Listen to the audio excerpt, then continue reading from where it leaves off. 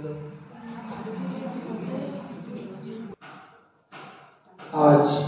শ্রীরামকৃষ্ণ মন্দিরে যে নিয়ম আমাদের বৈকালিক ধর্মমূলক পাঠ এবং আলোচনার আয়োজন করা হয়েছে। ওই অনুষ্ঠানে উপস্থিত আছেন প্রব্রাজিকা আপ্তকাম্প্রভা মাতাজি, শ্রী সারদা মঠ, দক্ষিণেশ্বর। শ্রীরামকৃষ্ণ মন্দিরের পক্ষ থেকে ওনাকে প্রণাম জানাই, ঠাকুর মা স্বামীজি চরণে প্রণাম জানাই, উপস্থিত ভক্তদেরকেও আমার প্রণাম জানাই। আজ মাতাজি মায়ের কথা আলোচনা করবেন, আপনারা সকলে শুনুন।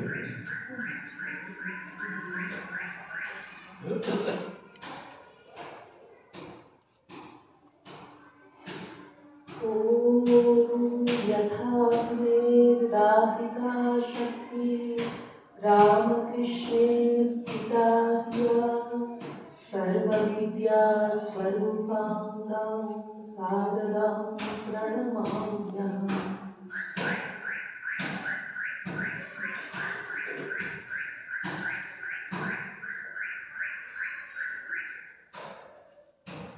আমাদের শাস্ত্রে বলা হয়েছে তিনটি প্রস্থান আছে। প্রস্থান কথার অর্থ পথ। কি সেই তিনটি? শ্রুতি প্রস্থান, স্মৃতি প্রস্থান এবং তর্ক প্রস্থান। শ্রুতি অর্থাৎ বেদ, যা তত্ত্বকে জানিয়ে দেয়। মা আপনার মুখটা দেখতে পাচ্ছি, যেহেতু শুনে শুনে মনে রাখা হতো, তাই বেদের আরেকটি নাম শ্রুতি। বেদে কি বলে দেওয়া হয়েছে সেই বিষয়টি নিয়ে, সেই বিষয়টি স্মরণ করে পরবর্তীকালে স্মৃতিকাররা আলোচনা করেছেন কিভাবে সেই বেদের তত্ত্বকে আমরা জীবনে প্রতিফলিত করতে পারি, কিভাবে জীবনের পথে নিয়ে চলতে পারি। তাই তার নাম স্মৃতি প্রস্থান। যেমন গীতা, বিভিন্ন স্মৃতিকার যারা আছেন, যেমন মনুস্মৃতি, বৃহস্পতি স্মৃতি, কাত্যায়ন স্মৃতি, এইরকম সব স্মৃতি গ্রন্থগুলোতে কিভাবে চলা উচিত সমাজে মানুষের, এই কথাগুলি আলোচনা করা হয়েছে। এবং সেটা কিন্তু ভুল ঘোর কিছু নয়, বেদ থেকে নিয়েই করা হয়েছে। সেই জন্য তার নাম স্মৃতি, স্মরণ করে করা হয়েছে। আরেকটি প্রস্থান তর্ক। তর্ক প্রস্থান মানে যুক্তি বিচারের সাহায্যে মনের মধ্যে দৃঢ়বদ্ধ করে নেওয়া যে বিষয়টি আমরা বেদ থেকে, শ্রুতি থেকে পাচ্ছি। এই হচ্ছে শ্রুতি, স্মৃতি আর তর্ক, তিনটি প্রস্থান। তো রামকৃষ্ণ ভাবান্দোলনের যারা কি বলবো থিঙ্ক ট্যাঙ্ক, যারা সেই পূজনীয় মহারাজদের কাছে শুনেছি, এখানে শ্রুতি প্রস্থান হচ্ছেন ঠাকুর।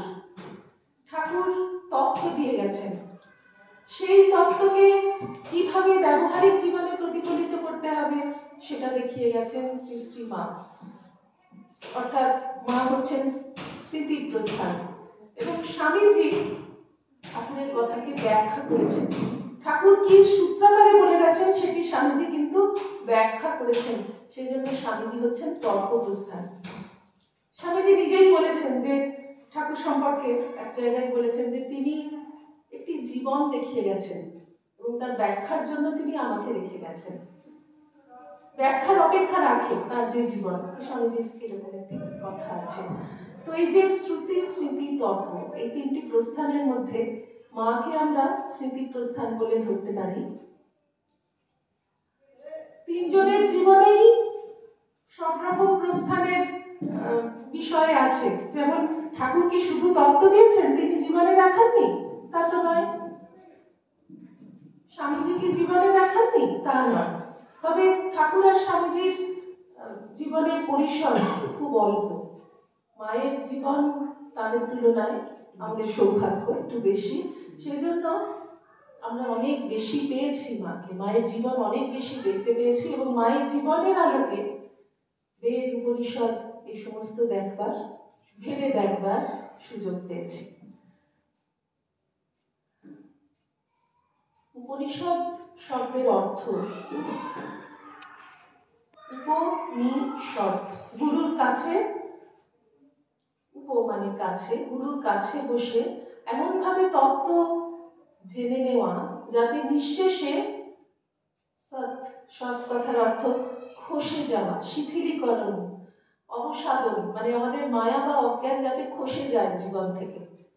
আমরা যে জন্ম মৃত্যু চক্রে আবর্তিত হচ্ছি, অশেষ দুঃখ ভোগ করছি, আমরা আনন্দের অমৃতের সন্তান সেটা আমরা বুঝতে পারছি না, নিজেদের স্বরূপকে চিনতে পারছি না, অত্যন্ত বোকার মতন আছি। সেই জিনিসটাকে নষ্ট করে দেয় আমরা যদি ঠিক ঠিক উপনিষদ পড়ি, আমাদের সেই অজ্ঞানটাকে নষ্ট করে দেয় উপনিষদ। সেই উপনিষদের আরেকটা নাম হচ্ছে ব্রহ্মবিদ্যা। আচার্য শঙ্করের বিখ্যাত কথা আছে, তিনি বৃহদারণ্যক উপনিষদের ভাষ্য ভূমিকায় বলেছেন, সেয়ম ব্রহ্মবিদ্যা উপনিষদ শব্দবাচ্যা। উপনিষদ শব্দের দ্বারা ব্রহ্মবিদ্যাকেই বোঝায়। ব্রহ্মকে জানা যায় যে বিদ্যার দ্বারা, সেটি হচ্ছে উপনিষদ। উপনিষদের আরেকটা নাম হচ্ছে বেদান্ত। বেদের অন্ত, অন্ত মানে শুধু যে শেষ ভাগে আছে তা নয়, অন্ত কথার অর্থ হচ্ছে শীর্ষ, অন্ত কথার অর্থ হচ্ছে গভীর। বেদের শীর্ষে উপনিষদের অবস্থান। উপনিষদে যা বলা হয়েছে সেটা বেদের শীর্ষ কথা, শিরে রাখবার মতন কথা, এবং সেটা অত্যন্ত গভীর। প্রাচীন কাব্যে কাব্যে অনেক সময় দেখা যায় যে বনান্তে প্রবেশ করলো, তাহলে কি বন থেকে বেরিয়ে রাস্তায় উঠে গেল তা নয়, গভীর বনে প্রবেশ করলো। অন্ত কথা মানে গভীর অনেক জায়গায়। সেই বেদান্ত বেদের সবচেয়ে গভীরতম অংশ। তো এই যে বেদান্ত, এই যে উপনিষদ, এইটি এর যে বার্তা সেটা আমরা মায়ের জীবনে সবসময় পরিস্ফুট হতে দেখছি। বিভিন্ন দিক থেকে এগুলি চিন্তা করা যায়। প্রথম একটা কথা বলতে হয়, সেটা হচ্ছে যে উপনিষদে তো অদ্বৈতকে প্রতিপন্ন করার চেষ্টা করা হয়েছে। আমাদের বেদান্তের বার্তা কি? অদ্বৈত। এই জগৎ জীবন জুড়ে অদ্বৈতই আছেন। অদ্বৈত মানে ওরা বলে দুই নয়, এক কথাটা বলা যায় না। এক বলা মানেই, এক ভাবা মানেই আমার মনের মধ্যে 2, 3, 4-এর ধারণা আছে। আমি সবকিছু থেকে বাদ দিয়ে এককে ভাবছি, তার মানে এই এক জিনিসটা যখন আমার মনের মধ্যে আসছে তখন আমার মনের অন্য সব 2, 3, 4ও আসছে।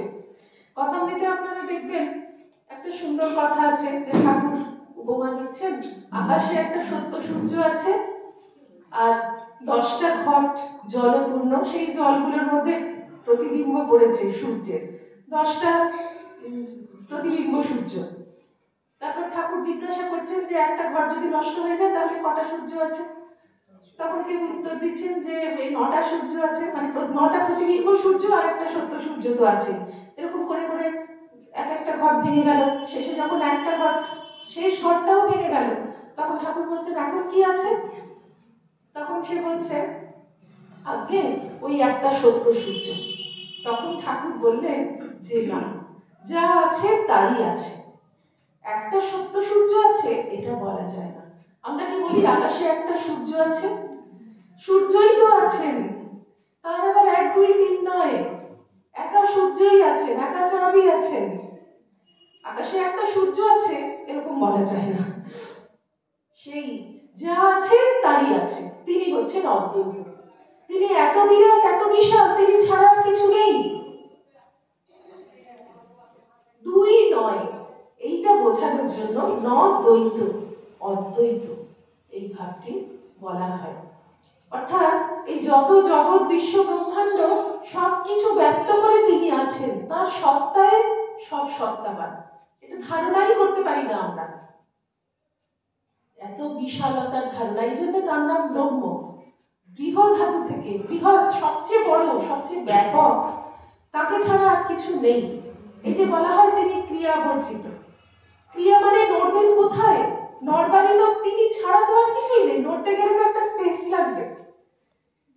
এই জন্যই তার ক্রিয়া নেই, তার নাম নেই, রূপ নেই। এই যে অদ্বৈত ভাবটি, এই অদ্বৈত,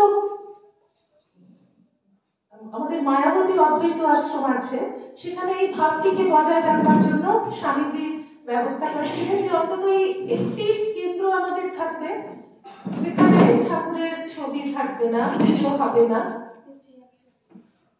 তো স্বামীজি থাকতে থাকতেই কিন্তু একটি ঘরে ঠাকুরের ছবি রেখে খুব ঘটা করে পুজো নয়, কিন্তু ফুল দিয়ে ধূপ দিয়ে তাকে একটু আরাধনা করা হবে। স্বামীজি সেই ব্যবস্থাটি দেখে অসন্তুষ্ট হয়েছিলেন। স্বামীজি তখন মজা করে বলেছিলেন যে বুড়ো এখানেও জাঁকিয়ে বসেছে দেখছি। স্বামীজির অপছন্দ বুঝে শিষ্যেরা সেটা বন্ধ করে দিলেন। তাদের মধ্যে স্বামীজিরও শিষ্য আছেন, স্বামীজির মন্ত্র শিষ্য আছেন, বন্ধ করে দিলেন। কিন্তু মনের মধ্যে একটা খুঁতখুঁতে ভাব থেকে গেছে যে স্বয়ং ঠাকুরের পূজা, ঠাকুরের ছবি রেখেছিলাম সেটাকেও আমরা তুলে দিলাম, এটা খারাপ লেগেছে। তার কিছুদিন পরেই স্বামীজির শরীর চলে যায়। আর তখন শ্রী শ্রী মাকে তারা চিঠি লিখে জিজ্ঞাসা করেছিলেন এই ঘটনাটি সম্পূর্ণ বিবৃত করে। তখন মা যে উত্তরটি দিয়েছিলেন সেটা রামকৃষ্ণ সংঘের মহাসনদ হয়ে আছে। মা লিখেছিলেন, তোমাদের গুরু যিনি তিনি তো অদ্বৈত, তোমরা তার শিষ্য, তোমরা যখন তার শিষ্য তখন তোমরাও অদ্বৈতবাদী। মায়ের শব্দ চয়ন এত পরিষ্কার, মায়ের মত এত ডাইরেক্ট। তোমাদের গুরু যিনি তিনি অদ্বৈত, তাকে অদ্বৈতবাদী বললেন না। স্বয়ং ভগবান দেহ ধারণ করে এসেছেন তো, বেদের মতে অবতার নেই। বেদ বেদান্ত ওই অদ্বৈত নাম রূপ ক্রিয়া বর্জিত ব্রহ্মকেই ধরে, কিন্তু ভক্তির দৃষ্টিতে তো সেই অদ্বৈতই, সেই ব্রহ্মই দেহ ধারণ করে আসেন, ভগবান হয়ে নাম রূপ ধরে আসেন। সেজন্য তাকে বাদী বলা যায় না, অদ্বৈতবাদী তিনি হতে পারেন না, তিনি স্বয়ং অদ্বৈত। মা সেটা পয়েন্ট আউট করছেন, তোমাদের গুরু যিনি তিনি তো অদ্বৈত, তোমরা যখন সেই গুরুর শিষ্য তখন তোমরা অদ্বৈতবাদী। তোমরা মানুষ, তোমরা অদ্বৈতবাদী হতে পারো। কিন্তু এই যে অদ্বৈত কথাটাকে মা তুললেন, এইটা একটা বিরাট ব্যাপার। ঠাকুর স্বয়ং অদ্বৈত, এই অদ্বৈত বোধটাকে নিয়েই কিন্তু মা জীবনে চলেছে। যে নৈবেদ্যের ওপর পিঁপড়ে উঠছে, রাধু তাকে মারবে, সেই পিঁপড়েটাকে মা দেখলেন ঠাকুর, সেই চোখ মুখ, সেই হাত পা। তাহলে অনেকে মনে করতে পারে যে মা এইসব ইতর জীবজন্তুরও মা, সকলেই তার সন্তান, সেটা আরেকটা ভাব, সন্তান ভাব। কিন্তু এই এই বোধটা, অদ্বৈত বোধটা কিন্তু মায়ের পূর্ণ মাত্রায় রয়েছে। বাবুরাম মহারাজ বলছেন যে ঠাকুরের বিদ্যার ঐশ্বর্য ছিল, সবাই দেখেছে, শুধু আমরা কেন, সবাই ঠাকুরকে দেখেছে, ঠাকুর মুহুর্মুহু সমাধিস্থ হয়ে যাচ্ছে, কিন্তু মা, মা সবসময় সমাধিস্থ হচ্ছে, মা ঠাকুরের সবসময় সমাধি হয়। কাকেও জানতে দেন? বাবুরাম মহারাজ বলছেন তার চাপবার ক্ষমতা কত। একজন অত্যন্ত প্রাচীন মহারাজ, এখন তার শরীর চলে গেছে, আমি শুনেছিলাম, আরেকজনের কাছে শুনেছি যে তারা সবাই সেই মহারাজের কাছে একদিন বসে আছেন, মহারাজ আপনি কিছু বলুন, অনেক দূরে থাকতেন, বেলুড় মঠে এসেছেন। তাকে মজা করে সবাই জিজ্ঞাসা করছেন যে ঠাকুর বড় না মা বড়। তখন মহারাজ বলছেন, এই একই কথা বলেছিলেন মহারাজ, যে দেখতে পাও না ঠাকুরের মুহুর্মুহু সমাধি হচ্ছে, কথামৃত খুলে দেখো, প্রত্যেক পাতায় ঠাকুরের সমাধি। কিন্তু মায়ের এত শক্তি, ঠাকুর আর মা তো একই, একই মুদ্রার একই টপিট, কিন্তু ঠাকুরের সমাধি হচ্ছে, মায়েরও সমাধি হচ্ছে। সেই সমাধি সহ্য করে মা প্রথম থেকে, মানে ভোরবেলা থেকে মাঝরাত পর্যন্ত কাজ করে যাচ্ছে। তাহলে সেই সমাধিটাকে চাপবার ক্ষমতা যার, তার শক্তি বেশি, তারই শক্তি বেশি, না যার চাপবার ক্ষমতা নেই তার বেশি, নিজেরাই বুঝে নাও। এরকম মজা করে মহারাজ উত্তর দিয়েছিলেন। যাই হোক, এবং সত্যি সত্যি ভারতী প্রাণা মাতা যে মায়ের সেবিকা ছিলেন, তার কাছেও আমাদের প্রাচীন সন্ন্যাসিনীরা শুনেছেন, উনি বলতেন যে মা চলতে ফিরতে সমাধিস্থ হয়ে থাকতেন, সমাধিস্থ হয়ে যেতেন। এবং সেই ঘটনাটি তো আমরা সবসময় বলে থাকি, কতবার আপনাদের কাছেও বলেছি যে নির্লেপানন্দজির স্মৃতি, যে মা বারান্দায় বসে আছেন, নিজের মনে আপন খেয়ালে বসে আছেন। ইনি তখন ছোট ছেলে কার্তিক, যোগীনমার নাতি ছিলেন। এরা 3 ভাই। কোনো একটা পারিবারিক অশান্তির ফলে, মানে তার দাদা বিয়ে করেছেন, তার বাবা মা মারা গেছেন, এরা তখন ওই ছোট 3টি ভাইয়ের আর ভার নিতে পারছেন না। তোমাদের ব্যবস্থা তোমরা করে নাও। তখন মায়ের আদেশে শরৎ মহারাজ একটা ব্যবস্থা করেছিলেন। উদ্বোধন বাড়িতেই তারা থাকতেন এবং শুধু যে আশ্রয় দিয়েছিলেন, লেখাপড়া শেখানো, এসব বললে কিছুই বলা হয় না। মানে বাবা মার থেকেও অনেক অধিক স্নেহে তাদেরকে মানুষ করেছিলেন। শরৎ মহারাজের নিজের একটু ভারী চেহারা ছিল, গরম লাগতো, কিন্তু এই বাচ্চা 3টের ঠান্ডা লেগে যাবে বলে তিনি নিজের ঘরের জানলা খুলছেন না, বন্ধ রাখছেন, নিজে ঘেমে নিয়ে যাচ্ছেন। এরা তার ঘরেই শোয়, উপরের ঘরে পড়াশুনো করে। এই নির্লেপানন্দজিরই স্মৃতি কথা আছে যে পাশ করে এসে মহারাজকে বলছেন, মহারাজ আজকে রেজাল্ট বেরিয়েছে, পাশ করেছি। মহারাজ খুব খুশি। ওরে কে আছিস, ওকে একটু চা বিস্কুট দিয়ে ফল প্রসাদ দিয়ে যা। তারপরের বছর এসে বলছেন, মহারাজ আজকে রেজাল্ট বেরিয়েছে, ফেল করেছি। মহারাজ বলছেন, ওরে তাতে আর কি হয়েছে, পরের বছর আবার পাশ করবি ক্ষণ, কে আছিস, ওকে চা বিস্কুট ফল প্রসাদ দিয়ে যা। এই মহারাজের দিক থেকে কিছু নেই, সব সময় সমদৃষ্টি স্থিতপ্রজ্ঞ মহাপুরুষ। তো এই যে কার্তিক ছোট ছেলে বলে তার অবাধ গতি, মায়ের কাছে সবসময় যান, শরৎ মহারাজের কাছে যান। তিনি মাকে ওরকম দেখে এসেছেন, বারান্দায় মা আপন মনে বসে আছেন।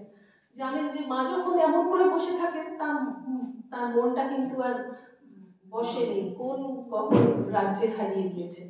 সেই সময় গণেন মহারাজ, তখন উদ্বোধনের ম্যানেজার, তিনি তাকে ডেকে বলছেন, বোধানন্দ স্বামী তখন আমেরিকায় ছিলেন, মন্দির না বাড়ি কি একটা করবেন, তার নকশাটা পাঠিয়েছেন, মা মঞ্জুর করে দিলে তবে তিনি কাজ আরম্ভ করবেন। তো গণেন মহারাজ ডেকে বলছেন, ওরে তুই মাকে ডেকে মাকে এটা দেখিয়ে আন, এই কাগজটা দেখিয়ে আন, তবে আমি চিঠির উত্তর লিখবো। আজকেই বিদেশে ডাক চালান, রোজ রোজ বিদেশে চিঠি যায় না, আজকেই চাই। এই কার্তিক বলছেন যে আমি মাকে দেখে এলাম, বারান্দায় চুপ করে বসে আছেন, আমি এখন যেতে পারবো না মার কাছে। না তুই যা না। এরকম 2-3 বার বলবার পর শেষে উনি গেছেন, গিয়ে মা মা মা বলে ডেকেছেন। ডাকতে ওই সেটাই লিখছেন যে মায়ের মনটা যেন কোথায় হারিয়ে গিয়েছিল। মানে এই সমাধিস্থ মনকে অন্তর্লোক থেকে মা জোর করে টেনে এনে এই যে বাইরে মনটাকে আনলেন, সেই কষ্টটা মায়ের চোখে মুখে ফুটে উঠল। এটা এই অভিজ্ঞতাটা তার আগে বহুবার হয়েছে, এই জন্যই কার্তিক চাইছিলেন না মায়ের কাছে যেতে, যে মাকে আমি এই সময় ডাকবো না। গণেন মহারাজ তো হাতে পায়ে ধরেছেন যে তুই বাড়ি, তুই যা, জেনে আয়। মা কিন্তু এই যে মা বলে ডাকাতে তাকালেন বটে, তাকিয়ে দেখলেন না, বললেন যে বলগে যা, ঠিক আছে। মাকে কি কাগজ দেখতে হবে তবে প্ল্যান বুঝতে হবে? মা তো এমনি সব বুঝতে পারছেন। সেই জন্য মা ওভাবে বলেছিলেন যে সব ঠিক আছে। তো আমাদের যেটা বলতে চাইছি যে মা সবসময় সমাধিস্থ হয়ে আছেন, ওই অখণ্ডের রাজ্যেই কিন্তু মায়ের মন ডুবে আছে। প্রেমেশানন্দজির একটা স্মৃতি কথা আছে যে মাকে যখন প্রণাম করেছিলাম, আমি ঘুমটার আড়াল থেকে মায়ের মুখটা একটু দেখে ফেলেছি এক ঝলক। তখন দেখছি মায়ের চোখের দৃষ্টি একেবারে টর্চের মতো জল জল করছে। তার মানে কোন সময় মায়ের কোন ভাব হতো কে জানে। আমাকে কৃপা করে মা ওই এক ঝলক দেখিয়ে দিলেন। তখন অন্য কি একটা ভাব মায়ের হয়েছিল, এটা মহারাজ লিখছেন। দেবী তো কখন কোন ভাবে থাকেন সেটা কারোর পক্ষে বোঝা সম্ভব নয়। তো এই যে মনে পড়ে যাচ্ছে, মানে মহারাজ দেবী বলে লিখেছিলেন বলে আরেকজন খুব সম্ভবত শ্রীশচন্দ্র ঘটক বা কেউ, মানে বিখ্যাত ভক্ত এরা, তার স্মৃতি কথাই পড়েছিলাম যে মাকে দূর থেকে তিনি দেখতে এসেছেন। তার স্ত্রী এসে মায়ের সঙ্গে কথা বলছেন, শিশু কন্যাটিও রয়েছে বলে। যখন দূর থেকে মাকে দেখছেন, দুটো চোখের ওপরে কপালে আর একটা তৃতীয় নয়ন, সেই চোখে মা তার দিকে তাকিয়ে আছেন। উনি বারবার ফিরে ফিরে দেখতে দেখতে ভাবছেন যে ভুল দেখলাম নাকি, এই জন্য চলে যেতে যেতেও বারবার ফিরে ফিরে দেখছেন, কিন্তু বারবার ওই ওই একটা যে ওই তৃতীয় চক্ষুটা কপালের উপর, এবং সেই নয়ন দিয়ে মা তার দিকে সোজা তাকিয়ে আছেন। আরেকজনেরও স্মৃতি কথা আছে যে পাশ থেকে মাকে দর্শন করছেন। যেমন দেবীর চোখ হয় যে একেবারে নাক থেকে কান পর্যন্ত টানা চোখ, মানুষের ওরকম হয় না। উনি কিন্তু ওই একদিক থেকে ওই একটা চোখ দেখতে পাচ্ছেন, এটা মানুষের কখনো সম্ভব হবে না। সেটা তিনি এই দেবীর স্বরূপ মা কখন কাকে কৃপা করে এইভাবে দর্শন দিতেন তা বলা যায় না। যাই হোক, আমরা উপনিষদের কথা আলোচনা করছি, তো এই যে অদ্বৈত তত্ত্বের মধ্যে মায়ের মনটা সবসময় অবগাহন করছে।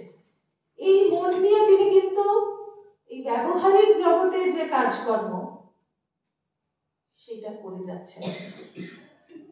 মানুষকে শিক্ষা দেওয়ার জন্যই তো অবতার দেহ ধারণ করে আসেন। এই যে আমরা ঠাকুরের জীবনেও কিন্তু একই রকম দেখছি, এই অদ্বৈত অনুভূতিটা এত প্রকট। গঙ্গার উপর একজন মাঝি আর একজনকে চর মারছে, সেই হাতের ছাপ তার পিঠে ফুটে উঠছে। এটা তো এর থেকে বড় দৃষ্টান্ত আর কি আছে? স্বামীজি দার্জিলিংয়ে গেছেন বায়ু পরিবর্তনের জন্য, অসুস্থ শরীর, বিকেলবেলা হাঁটতে বেরিয়েছেন, একটি ভুটিয়া মেয়ে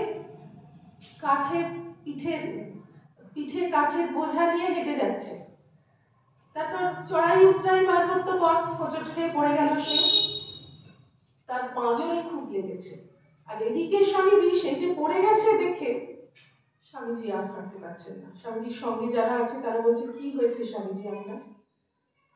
স্বামীজির পাঁজরটা দেখাচ্ছেন, এখানে খুব লেগেছে, এখানে খুব ব্যথা, দেখছিস না ওই মেয়েটার লেগেছে। এই যে অদ্বৈত অনুভূতি, অদ্ভুত একটা মানে সকলের সঙ্গে সহানুভূতি তো নয়, সমানুভূতি বলা যায়। সম অনুভূতি কেমন করে হলো যে আমি সকলের অনুভূতির সঙ্গে নিজের অনুভূতিকে এক করে ফেলতে পারছি। সেই একত্বটা আমার আধ্যাত্মিক একত্ব।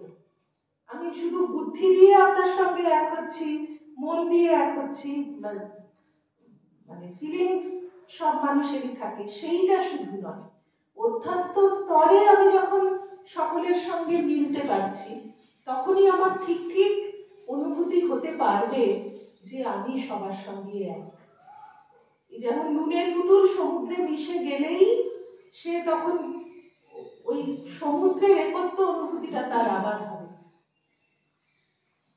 রামকৃষ্ণ বিবেকানন্দ ভাবান্দোলনে এটি একটি বিশেষ ব্যাপার, এই অদ্বৈত অনুভূতিকেই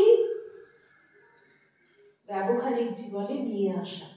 যার জন্য স্বামীজির যে শিবজ্ঞানে জীবসেবা, এর প্রথম অংশটাই কিন্তু শিবজ্ঞান। প্রথমেই আপনার জ্ঞান হয়ে যেতে হবে যে যাকে আমি সেবা করছি সে আসলে শিব, সে আসলে ভগবান, সে আসলে ব্রহ্ম।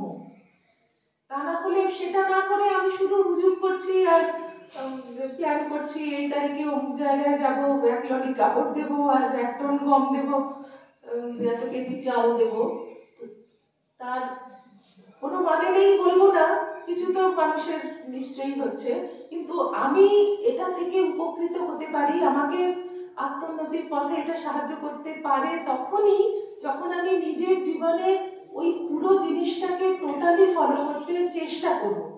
পারা তো অনেক দূরের কথা, কিন্তু শিব জ্ঞানটা আগে আমার হতে হবে। স্বামীজি তো সেই কথাটাই বললেন, শিব জ্ঞানে জীব সেবা। ঠাকুর বললেন, স্বামীজি তার ব্যাখ্যা করলেন এবং সেটা জীবন দিয়ে দেখালেন।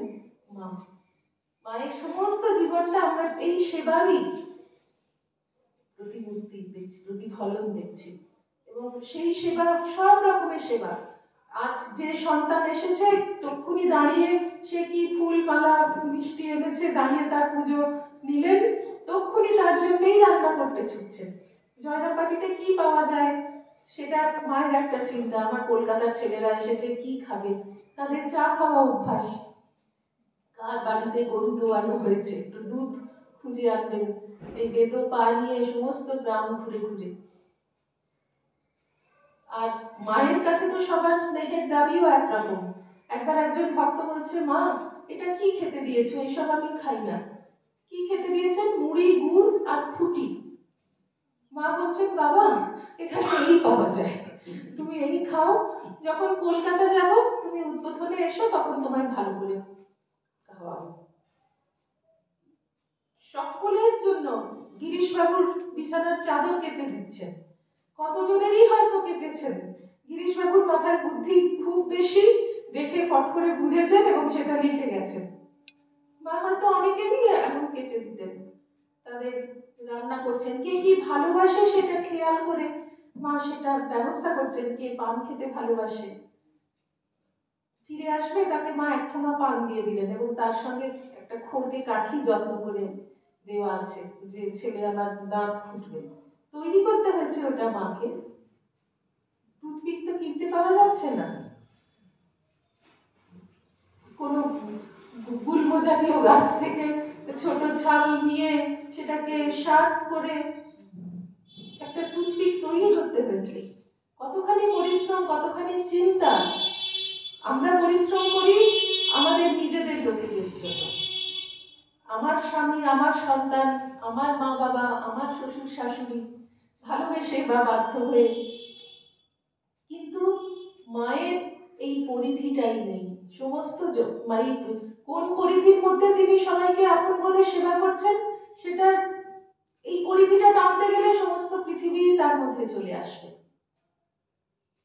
স্বামীজিকে যেমন এই বটগাছ বাড়তে বাড়তে এত বড় হলো, ঠাকুর বলেছিলেন, আমি চাই তুই বটগাছের মতো হবি, সমস্ত জগৎ তোর কাছে এসে শান্তি পাবে। তো স্বামীজি এত বড় বটগাছ হলেন যে এখন তো উত্তর, দক্ষিণ, পূর্ব, পশ্চিম সব গোলার্ধ ছাড়িয়ে এই বটগাছের ছায়া বিস্তৃত হয়ে যাচ্ছে। আমাদের সংঘই রামকৃষ্ণ বিবেকানন্দ ভাবান্দোলনই এই বটগাছ, ঠাকুরই এই বটগাছ, মাই এই বটগাছ। তো এর পেছনে, এর ভেতরে যে ভিত্তি, সেইটা কিন্তু এই অদ্বৈত জ্ঞান। এই বোধ আমাদের জীবনে আনবার চেষ্টা করতে হবে। ঠাকুর মা স্বামীজির জীবনে কিন্তু এইটি দেখা যাচ্ছে। একবার এমনি সাধারণ ক্ষেত্রে এই অদ্বৈত বোধ মায়ের সব ছোট ছোট ব্যাপারেই আমরা দেখি। এই অক্ষয় কুমার সেন বলে একজন ভক্ত ছিলেন, খুব অভিমানী। তিনি মায়ের আচরণ দেখে বুঝেছেন বোধহয় যে সাধুদের মা একটু বেশি ভালোবাসেন, ওনার মনে হয়েছে। তো উনি ওরকম পুঁথিতে লিখেছিলেন, দেখি অসংসারী গণে অতিশয় টান, বিহিরা কি বাণী ভাষা পরের সন্তান। আরেকবার তার মনে হয়েছিল যে কলকাতার ভক্তদের মা বেশি ভালোবাসেন, বেশি যত্ন করেন। উনি একটু অভিমানী ছিলেন, এরকম ভাবতেন। এই কথাটা আবার তিনি চিঠিতে মাকে লিখেওছেন। সেইটা পড়ে মা উত্তর দিয়েছিলেন যে তুমি এরকম লিখেছো, আমি তো কিছুই বুঝতে পারছি না, আমার মনে তো কোনো রকম দুই দুই ভাব নেই। এই যে দুই দুই ভাব নেই, এটা মা নিজে স্বীকার করছেন।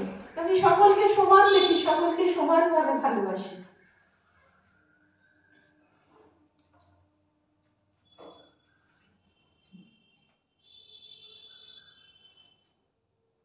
এই এক দৃষ্টি, যে একের কথা সবসময় উপনিষদে বেদান্তে বলা হয়েছে, এটাই আমরা সবসময় মায়ের জীবনে দেখতে পাচ্ছি। ঠিক যেমন উপনিষদের একটি মন্ত্র আমরা স্মরণ করি, ঈশাবাস্যম ইদং সর্বম ইয়াৎ কিঞ্চ জগত্যাম জগৎ।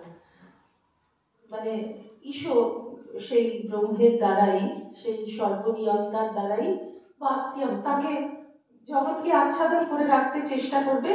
জগৎ ওই ব্রহ্মের দ্বারাই আচ্ছাদিত হয়ে আছে, এরকম ভাবতে চেষ্টা করবে। এই যে ভাবতে চেষ্টা করা, এইটা আমাদের দিক থেকে তো চেষ্টা করবে, কিন্তু ভগবান যখন দেহ ধারণ করে এসেছেন তখন তার পক্ষে চেষ্টা নয়, তার পক্ষে ওটা শ্বাস প্রশ্বাসের মতোই সহজ।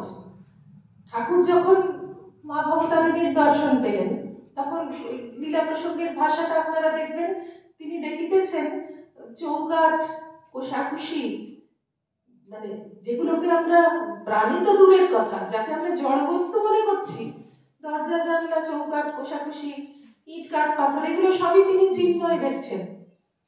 কর্মমন্দিরে একটা বেড়াল ঢুকেছে, তাকে ঠাকুর আয় মা আয় বলে মায়ের ভোগের থালা থেকে লুচিটা নিয়ে খাইয়ে দিলেন। এই যে একটা মানে সত্যি সত্যি চিন্ময় দেখা,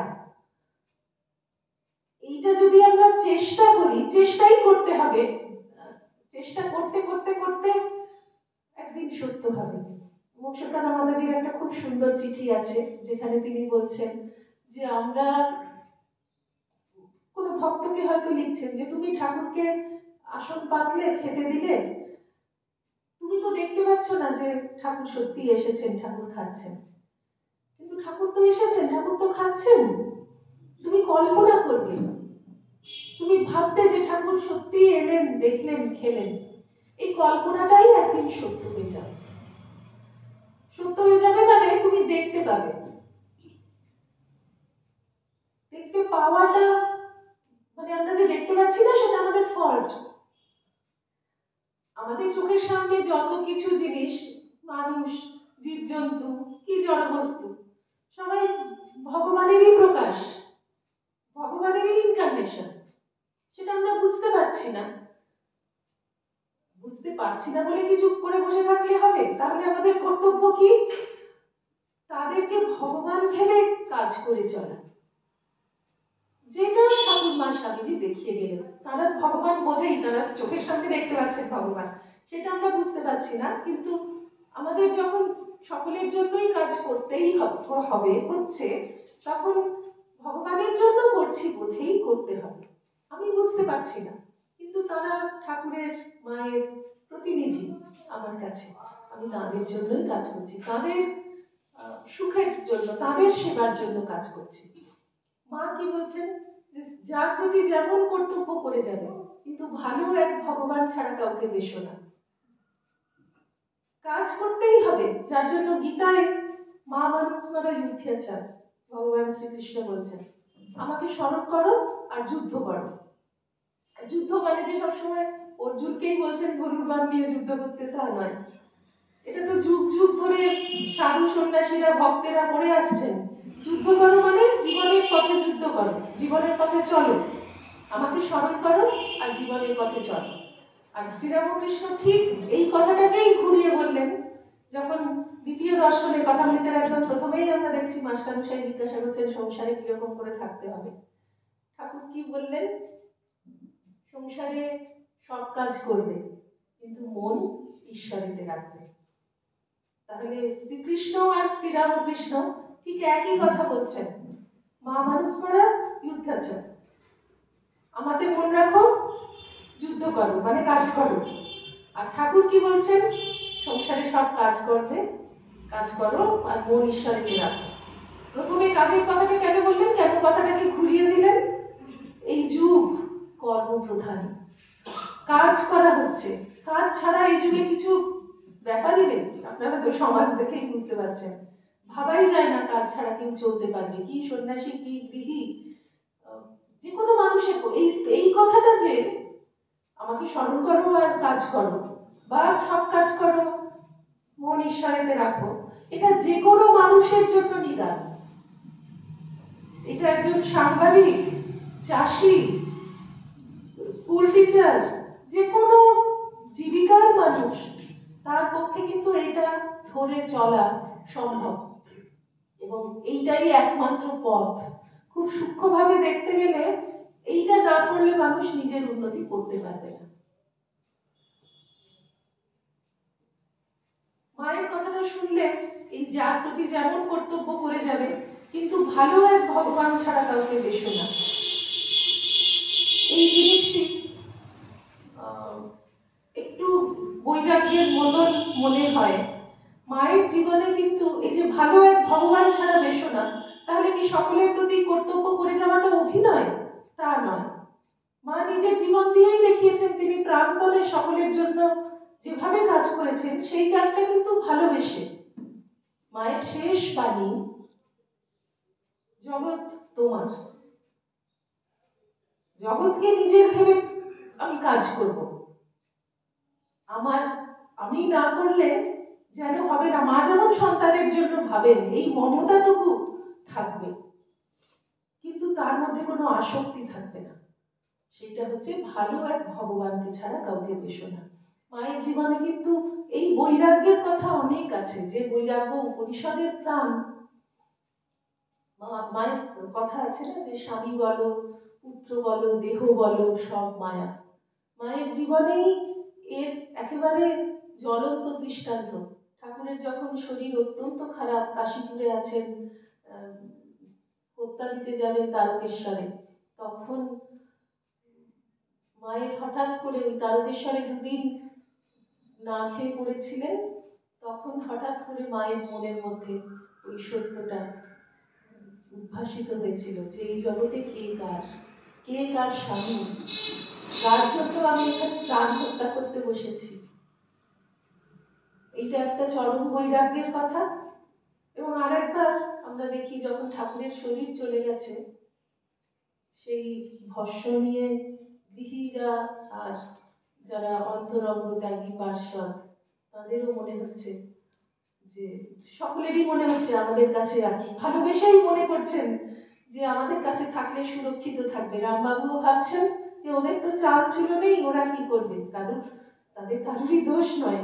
আর এই গৃহী অন্তরঙ্গ যারা ত্যাগী ছেলেরা, তারা ভাবছেন যে রামবাবুর কাছে থাকলে তো পুরোটাই সেখানেই চলে গেল। রামবাবু তো গৃহী মানুষ, তারা তো মঠ করবেন, সেখানে থাকবে ঠাকুরের অস্থি।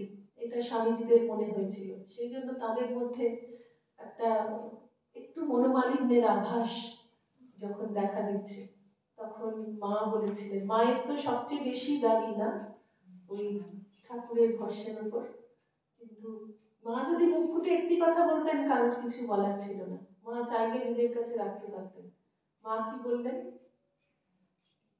এমন সোনার মানুষই চলে গেল, দেখেছো বলে ছাই নিয়ে ঝগড়া করছে। এই যে একটা বৈরাগ্য।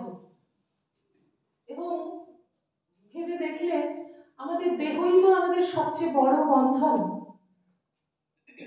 সেই দেহের প্রতি, এই যে মা বলছেন না, স্বামী বলো, পুত্র বলো, দেহ বলো, সব মায়া। এই দেহের প্রতি কিরকম মায়া মায়ের নিজের নেই, সেটা আমরা ভাবতেও পারবো না। যখন ঠাকুরের শরীর চলে গেছে, সব সময় মায়ের মনটা একেবারে জপ ধ্যানে সমাধিতে লীন হয়ে থাকছে। বলরাম বাবুর বাড়ির ছাদে, এই সমস্ত জায়গায় মা যখন সমাধিস্থ থাকতেন, একটি স্মৃতি কথায় পড়েছিলাম যে দেহের ওজন থাকে না সেই সময়, অনেক সময় তখন মায়ের দেহটি গোলাপ মা, যোগীন মা সরিয়ে দিতেন, হাতে ধরে সরিয়ে, হয়তো ভীষণ রোদ লাগছে, ছায়া ঘুরে গেছে, হয়তো সকাল থেকে বসে জপ ধ্যান করছেন, খেয়াল নেই, ওঠেননি আর, সূর্য অন্যদিকে চলে এসেছে, হয়তো ভীষণ রোদ লাগছে, সেই সময় মায়ের শরীরটা তারা ধরে সরিয়ে দিতেন, ছায়ায় রাখতেন, এইরকম। তো সেই রকম সময়ে একদিনকার কথা আছে যে মা বলছেন, এই শরীরটার ভেতর, মানে অনেক পরে, সেই সমাধি থেকে আবার হুঁশ আসবার অনেক পরে বলেছিলেন যে এই কালো বিচ্ছিরি শরীরটার ভেতর আবার ঢুকবো কি করে, কিছুতেই ভাবতে পারছি না, কিছুতেই ইচ্ছা করছে না এই শরীরটার ভেতর আবার ঢুকতে। আমার হাত কই, আমার পা কই, এই যে তোমার মা, এই যে তোমার হাত, এই যে তোমার পা, এই যোগের মা, গোলাপ মা, এরা সবাই এমন করে মায়ের শরীর রক্ষা করেছিলেন। এই শরীর বোধটি মায়ের বন্ধু। শেষ বয়সে একদম মাঝরাত পর্যন্ত সন্তানেরা দেখছেন যে মা জব করতে থাকছেন, মা শরীরটা খারাপ, একটু শুয়ে পড়ো। তখন মা বলতেন যে কত আগ্রহ করে আমার ছেলেরা সব দীক্ষা নিয়ে যায়, কিন্তু কেউ কেউ তো দেখছি কিছুই করে না, তাদের জন্য আমাকে করতে হয়। এই যে অদ্ভুত পরিশ্রম, সকলের জন্য রান্না করছে, কত রকমের কাজ করছেন। সন্তানেরা এসেছে, দেখছে, বলছে যে মা এত কাজ কেন করছো, চারপাশে কত লোকে আছে, মামিরা আছেন, ডেকে দিই। মা বলছেন, না বাবা, কাজ লক্ষ্মী, কাজ করতে হয়, আশীর্বাদ করো যেন আমি কাজ করতে করতে যেতে পারি। কোনো একজন সন্তান তপস্যা করতে যাবেন মনে করেছেন, মায়ের কাছে অনুমতি চাইতে এলেন। মা বলছেন, বাবা হাওয়া ঘুরতে কোথায় যাবে, তার থেকে এখানে আছো, দুটো কাজ করছো, ঠাকুরের কাজ করছো, দুটি খেতে পাচ্ছ, এত বেশ। মায়ের মনে তাকে বিদ্রুপ করা বা কষ্ট দেওয়ার কোনো অভিপ্রায় নেই, তাই তাঁরও মনে লাগলো না। তিনি বুঝতে পারলেন মা কি বলতে চেয়েছেন। হাওয়া ঘুরতে কোথায় যাবে? তপস্যা করতে গেলেও মানুষ যে সমস্ত মন প্রাণ দিয়ে কি জবধান করতে পারবে, সেই গ্যারান্টি কে দিয়েছে? মনটি যদি তৈরি না থাকে তাহলে কোথাও গিয়েই কোনো ফল নেই। মনটি যদি তৈরি থাকে তাহলে এখানেই সব আছে। কাজ করতে করতেই তুমি ঠাকুরের স্মরণ মনন রাখতে পারবে। এই উপনিষদের যে কথা ব্রহ্ম সত্য জগৎ মিথ্যা, এইটা কিন্তু ঠাকুরমা স্বামীজি এইভাবেই ব্যবহারিক জগতে এনেছেন, দেখিয়ে গেলেন কিভাবে করা যায়। গম্ভীরানন্দজির একটা আলোচনা আছে, তাতে তিনি খুব সুন্দর করে এটা বুঝিয়েছেন যে বেদ উপনিষদে কিন্তু স্পষ্ট বলা আছে যে ভগবানই সব হয়েছেন। ত্বং কুমার উতবা কুমারী ত্বং স্ত্রী ত্বং কুমারসি, তুমিই সব হয়েছো। কিন্তু তুমি সব হয়েছো বলে যে তোমাকেই সেবা করতে হবে, পুজো করতে হবে ভগবান পদে, এই কথাটা স্পষ্ট করে কোথাও বলা নেই। সেইটা স্বামীজির জন্যই যেন অপেক্ষা করছিল। স্বামীজি এই ব্যাখ্যাটা দেখিয়ে গেছেন। গীতাতে বলা হচ্ছে সর্বভূতাহিতে রতা, যারা সকলের কল্যাণ করেন তারা আমার প্রিয়, আমি সব হয়ে আছি। কিন্তু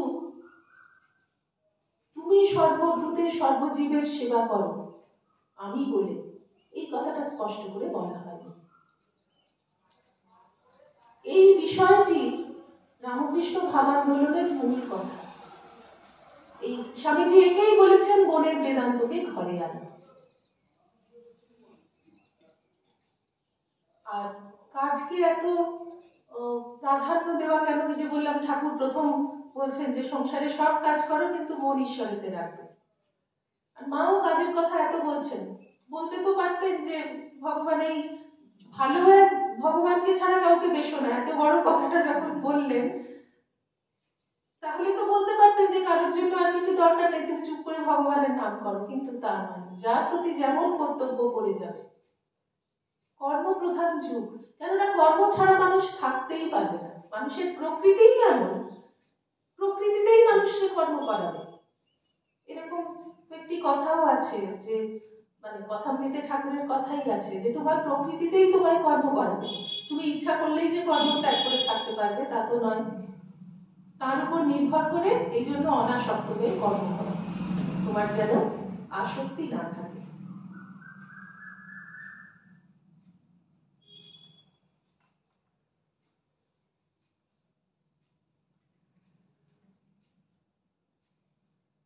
একটি কঠোপনিষদের শ্লোক আছে, এষ সর্বেষু ভূতেষু গূঢ় আত্মানঃ প্রকাশতে দৃশ্যতে ত্বগ্রয়া বুদ্ধিয়া সূক্ষ্ময়া সূক্ষ্মদর্শিনী। আত্মা সকলের কাছে প্রকাশিত হন না, যারা সূক্ষ্মদর্শী তাদের ওই অগ্রয়া বুদ্ধিয়া মানে খুব সূক্ষ্ম সূক্ষ্ম বুদ্ধির মতন তীক্ষ্ণ বুদ্ধি দিয়ে তাকে ধরা যায়। মায়ের কিন্তু এক একটি ছোট ছোট কথা ওই তীক্ষ্ণ বুদ্ধির পরিচায়ক। কিরকম? কত সৌভাগ্যে মা এই জন্ম, খুব করে ভগবানকে ডেকে যাও। একটা একেবারে যেন রত্ন কথা। সমস্ত জীবন মন্থন করে শেষ জীবনে মানুষ বুঝতে পারে যে সবই মিথ্যা। যদি আরো ভগবানকে ডাকতে পারতাম সেটাই একমাত্র ঠিক ঠিক কাজ হতো। প্রেমেশানন্দজির পত্রগুলিতে আছে, খুব খুব মর্মস্পর্শী করে লিখছেন যে এতদিনে বুঝছি যে যেটুকু গদাই ঠাকুরের নাম করেছি, তাকে স্মরণ করেছি, সেইটুকুই আমার সঙ্গে আছে, সেইটুকুই আমার সঙ্গে যাবে, সেটাই একটা সলিড জিনিস। এছাড়া আর যা করেছি সবই মিথ্যে, সবটাই আমার কর্মফল বাড়িয়েছে, সংস্কার বাড়িয়েছে, বাসনা বাড়িয়েছে। একজন ভক্তকে লিখছেন যে আপনার তো ভক্ত পরিবার, বাড়ির প্রত্যেকে যেন ঘড়ির কাঁটার মতন রামকৃষ্ণ রামকৃষ্ণ রামকৃষ্ণ রামকৃষ্ণ করে, একমাত্র তাতেই শান্তি, তাতেই আনন্দ।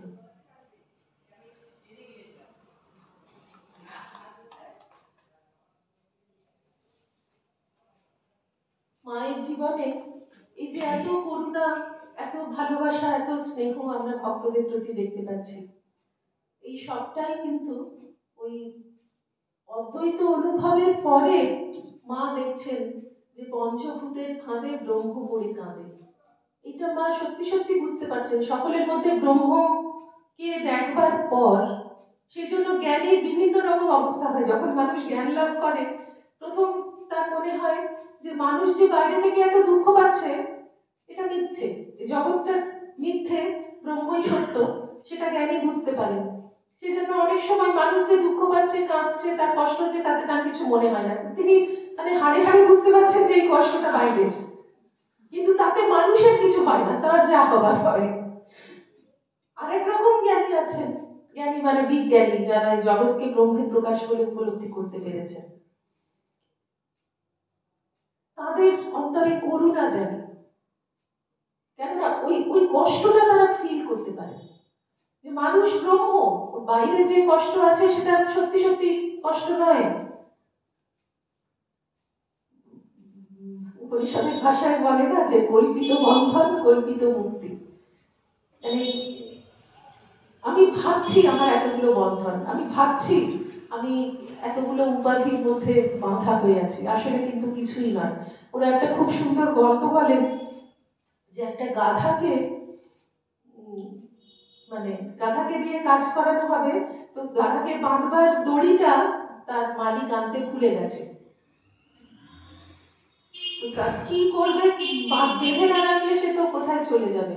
তো একটা বুড়ো লোক বসে দেখছিল, ও যতক্ষণ কিনবে টিনবে, গাধার পিঠে সব বোঝাই করবে, বোঝা বাঁধবে, ততক্ষণে গাধাকে কি করে দেখবে। তখন ওই বুড়ো মানুষটি দেখে তাকে বললো যে তুমি এক কাজ করো, তুমি যেন বাঁধছো এরকম ওই গাধার পায়ের সঙ্গে, কুটির সঙ্গে একটা দড়ি আনতে ভুলে গেছে, তো কি হয়েছে, ওরকম ভাবে মানে অভিনয় করো যেন বাঁধছো। তো সেই লোকটি তাই করলো এবং গাধা বুঝলো তাকে বাঁধা হয়েছে, সে বসে রইল।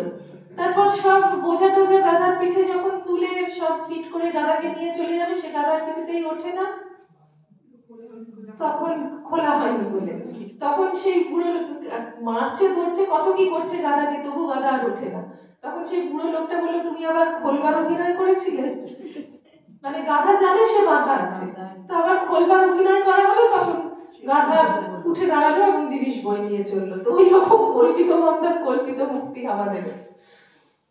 তো যাই হোক, যে প্রসঙ্গে বলছি, তো এই যে বন্ধন আর মুক্তি, এটা জ্ঞানের দৃষ্টিতে তো মানে কিছু নয়, কিন্তু করুণাটা হয় যদি ওই মানুষের কষ্টটা ওই হৃদয়ে হৃদয়ে উপলব্ধি করতে পারেন। মানে যারা পারেন তাদের ওই করুণাটা জাগে।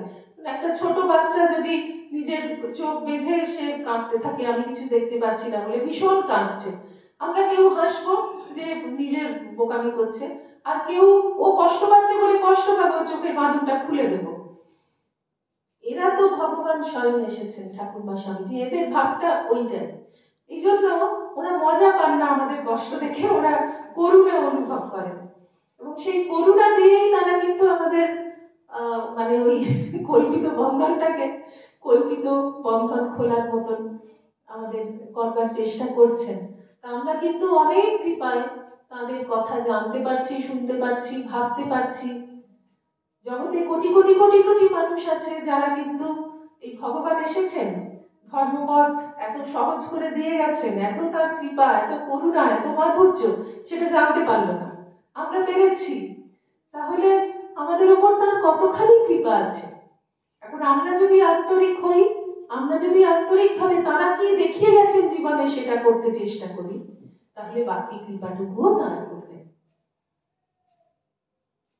আমরা যেন শুধু আমাদের আন্তরিকতাটুকু যেন থাকে, তা না হলে কথা শুনছি, পড়ছি, এতে কোনো ফল নেই। ঠাকুর যেমন কথাগুলিতে বলেন যে তবলার বোল মুখস্থ করা সহজ, কিন্তু হাতে আনা বড় শক্ত। লেখা থাকে 7-8 লাইন, 3-4 বার পড়লে মুখস্থ করে ফেলা যায়, এমন কিছু কঠিন না, কিন্তু বাজাতে পারাই মুশকিল। ঠাকুরমা স্বামীজির কৃপা আমাদের উপর বর্ষিত হোক, যেন আমরা তাদের জীবন দেখে সামান্য চেষ্টা করতে পারি আমাদের জীবন গঠনের। স্বামীজির সেই মহা আশীর্বাদ, মা আমাদের মানুষ করো, সেই আশীর্বাদ যেন আমাদের উপর বর্ষিত হয়, আমরা যেন মানুষের মতো মানুষ হতে পারি।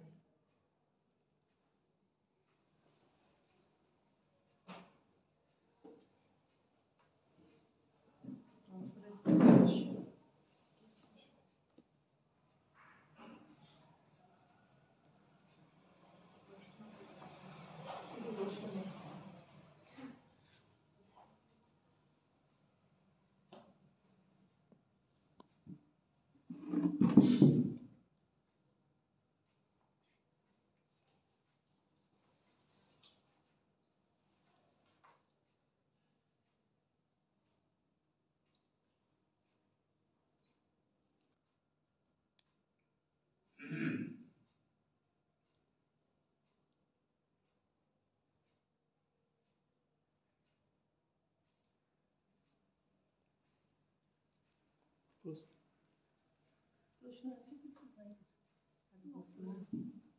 একটা কথা জিজ্ঞাসা করবো, যে ওম রিং মানেটা কি? ওম ব্রহ্মের বীজ আর হ্রিং শক্তির বীজ।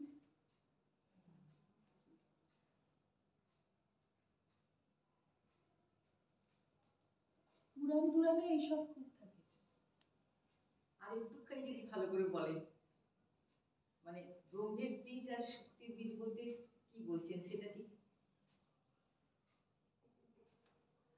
ব্রহ্ম মানে যেটা বললাম, যে তার নাম নেই, ক্রিয়া নেই, রূপ নেই, কিছু নেই, সেই ব্রহ্মের কিন্তু মানে একদম নরঞ্জন যাকে বলে, সেই অবস্থা থেকে সৃষ্টি হচ্ছে। তিনিও তো ব্রহ্ম, ব্রহ্মেরই শক্তিতে সৃষ্টি হচ্ছে। এই যে শক্তি কথাটা এলো, এই শক্তিটুকু না হলে ব্রহ্মের মধ্যে কোনো কিছুই হয় না। আমরা কথাগুলিতে উপমা থেকেই বুঝতে পারি যে জল স্থির থাকলেও জল, হেললে দুললেও জল। জল তো একই, ব্রহ্ম আর শক্তি তেমনি একই। আগুন আর তার পোড়াবার শক্তিকে কি আলাদা করা যায়? দুধ আর সাদা রং দুটোকে ভাবাই যায় না, করা তো দূরের কথা।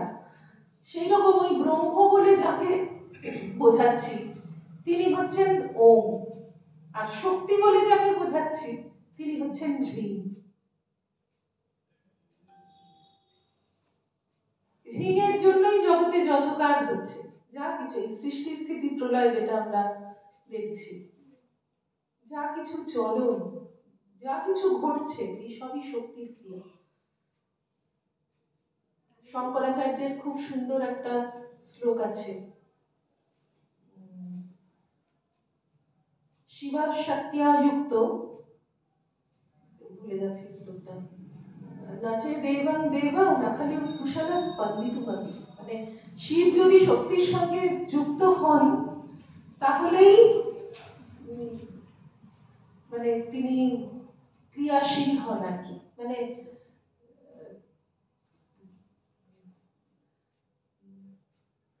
প্রভাবিত, তাহলে তিনি কিছু হতে পারেন, কিছু করতে পারেন। এই সমস্ত জগৎটা যে চলছে, জগতে যা কিছু হচ্ছে সেটা শক্তির ক্রিয়া, শক্তির এলাকা। নাখালে কুশালা স্পন্দিতুমপি, একটু স্পন্দন করতেও পারেন না, একটু নড়তেও পারেন না শক্তি না হলে। শক্তি না হলে মানে নড়া ব্যাপারটা হলো মানেই সেটা শক্তি, সেই জিনিসটাই শক্তি। এই শক্তিকে বোঝানোর জন্য হ্রিং আর ওম ব্রহ্ম, মানে কোনোভাবে বোঝাই যায় না, বোঝানোই যায় না, ধারণার বাইরে। ওই যে বললাম না, সমস্ত বিশ্ব ব্রহ্মাণ্ড ব্যক্ত করে যিনি আছেন তাকে কি করে আর ভাববো?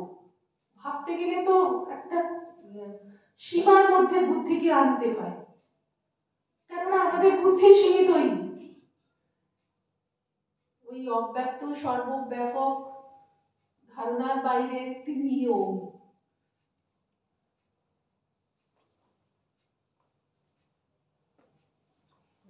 কারো কিছু প্রশ্ন আছে বলুন।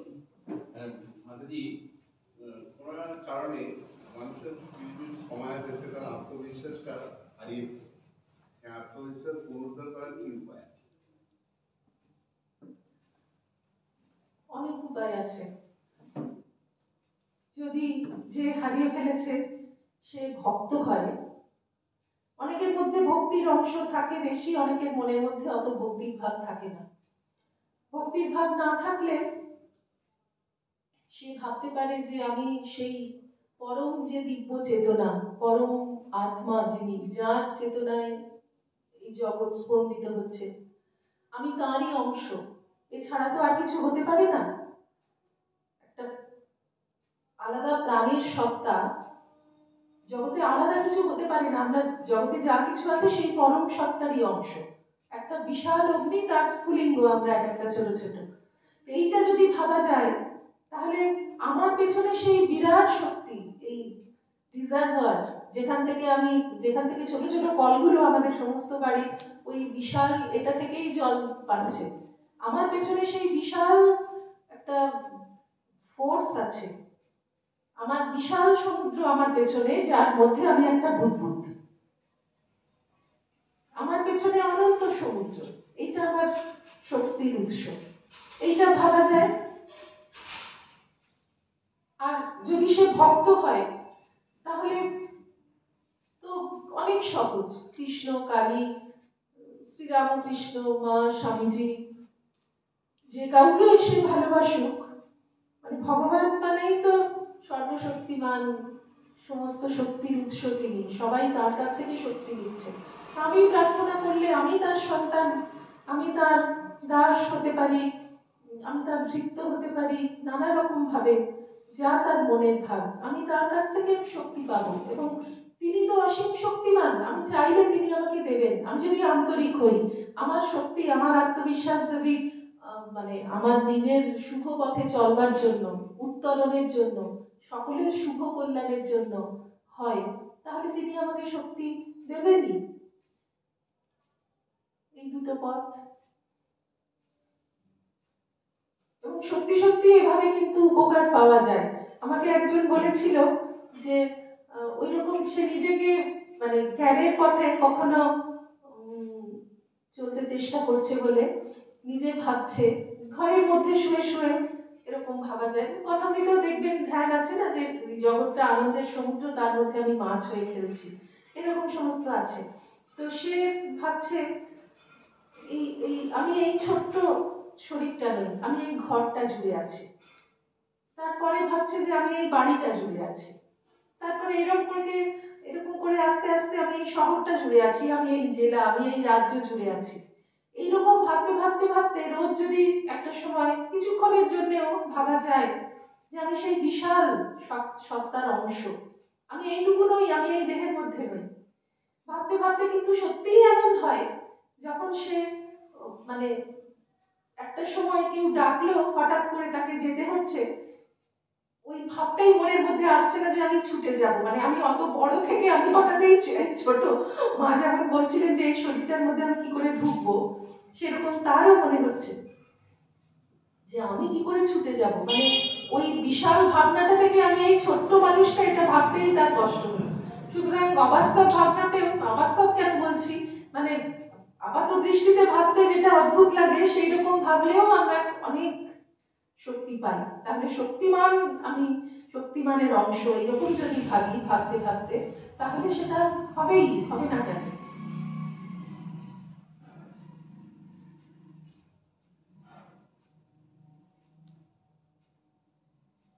আমাদের যে বলা হয় যে কামনা বাসনা ত্যাগ করতে হবে, বাসনা বলতে ঠিক কি, মানে কোন জিনিসটাকে আমি বাসনা বলবো? সবই, মানে যেগুলো খারাপ বাসনা সেটা তো আপনি বুঝতেই পারছেন, মানে যেটা অনুচিত বাসনা, যে এইটা খাবো ওটা খাবো। আপনি গাড়িতে যেতে যেতে দেখছেন যে বিশাল হোর্ডিং রাস্তায় দেওয়া আছে সুন্দর একটা গয়না, ওটা আমাকে করতেই হবে। এই বাসনাগুলো তো ছেড়েই দিলাম, ভক্তদের এইরকম বাসনা হয় না। কিন্তু যদি সৎ বাসনা হয়, বাসনা তো মন্দিরে যাব, জপ ধ্যান করবো, বা আমি সকালে রোজ এত হাজার জপ করবো, এইরকম বাসনাগুলো রাখা ভালো। যে বাসনাগুলো আপনি নিজেই বুঝতে পারবেন, মা বলেছেন না মনই গুরু হয়, আপনি নিজেই বুঝতে পারবেন যে কোন বাসনাটা আপনার ঠিক নয়। যে বাসনাটা আপনার মনকে বিষয়ের দিকে নামায়, বিষয়ের চিন্তা করতে বাধ্য করে, সেই বাসনাটা আপনাকে বিচার করে ত্যাগ করতে হবে।